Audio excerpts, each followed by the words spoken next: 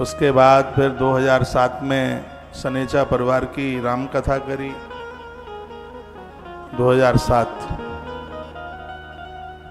2007 के तत्पश्चात जब जैसे जैसे क्रम बना, महादेव की कृपा हुई, आनंद होता रहा। लेकिन जब जब हाँ, एक बार महाकाल मंदिर समिति ने भी शिव पुराण की कथा कराई थी, ध्यान में आ गया। शिव महारात्रि थी उस समय।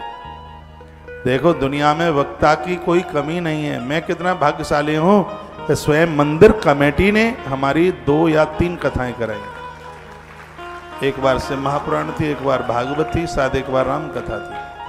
मंदिर कमेटी की 3 कथाएं। महाकाल परिक्षेत्र में उनका क्या महाकाल भवन बोलते हैं, उसे क्या बोलते हैं, उसमें कथा हुई। एक बार 2011 में कथा हुई थी, जिसमें बर्फ के शिवलिंग बनाए थे, परिसर में राम कथा थी वह, और हमने गुरुकुल विद्यापीठ के लिए आयोजन किया था और बड़ा अद्भुत कार्यक्रम हुआ 2011 में। और हम महाकाल से अनुमति लेकर पहली बार श्री गया जी में जा रहे थे और यहीं से सब अनाउंस किए थे और इतने लोग इकट्ठे हुए थे। और ये पहली बार कुछ हुआ था कि हम सबको मना करते करते भी 697 पोथी बैठानी थी 108 और नामांकन पोथी बैठी थी 697। उसका अनाउंस यहीं से हुआ था, महाकाल से।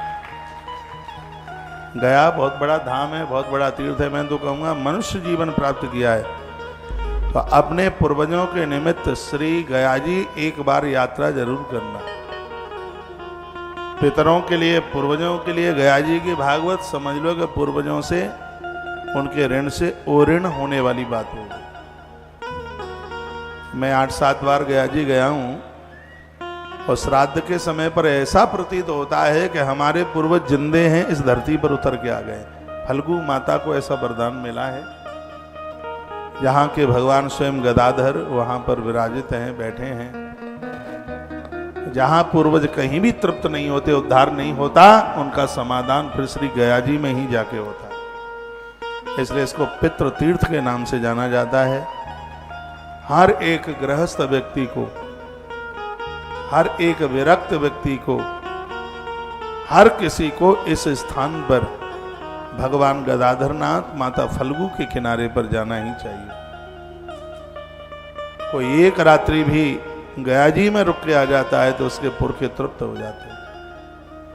अब के बार तो हमने श्री गया जी में वायु पुराण की कथा करी, जिसमें गया के अद्भुत महात्म्य का वर्णन किया,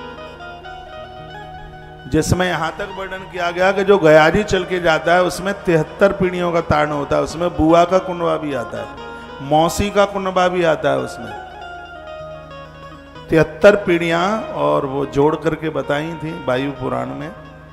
पहली बार वायु पुराण किया था वहां से, जिसमें पूरे गया जी की महिमा का वर्णन किया गया था। आप गए हैं तो बहुत अच्छी बात है, नहीं गए हैं तो श्री